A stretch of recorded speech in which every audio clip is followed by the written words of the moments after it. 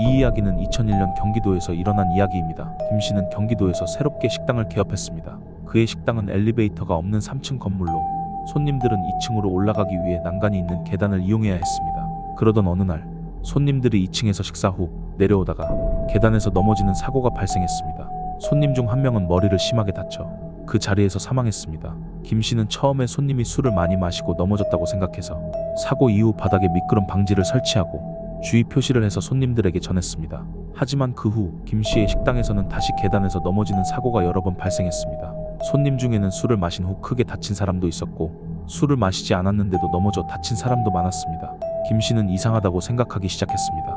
그래서 평소 지인을 통해 알고 지내던 무당을 찾았습니다. 무당은 식당을 보자마자 깜짝 놀란 표정으로 말했습니다. 식당 계단에서 누가 밀고 있네. 애기야, 애기. 2층에 귀신이 있어. 그녀는 2층에 죽은 애기 귀신이 있다고 했습니다. 김 씨는 깜짝 놀라며 돌아와 건물주 최 씨에게 물었습니다. 최 씨 혹시 3층에 애기가 죽었다고 하는데 알고 있는 거 좀 말해줘. 최 씨는 김 씨가 오기 몇 년 전에 3층에서 살던 7살 아이가 계단에서 넘어져 죽었다고 했습니다.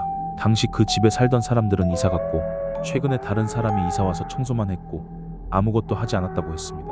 그 말을 들은 김 씨는 다시 무당을 찾아가 자초지종을 설명했습니다.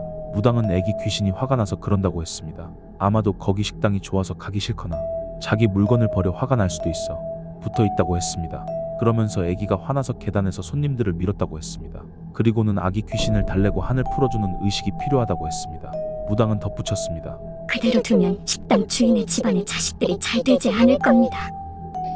공포에 질린 식당 주인 김 씨가 최 씨한테 다시 물어보니 최 씨는 3층을 청소할 때 다락방 구석에서 구슬이 가득 담긴 항아리와 카드를 발견하고 그 항아리가 담긴 구슬을 그냥 버렸다고 말했습니다. 김 씨는 놀라며 최대한 빨리 무당을 다시 찾아가 아기 귀신을 달래고 한을 풀어주는 의식을 치렀습니다. 그러나 의식이 끝난 후에도 김 씨는 계속해서 식당의 계단에서 누군가 자신을 지켜보고 있는 듯한 섬뜩한 느낌을 받았습니다.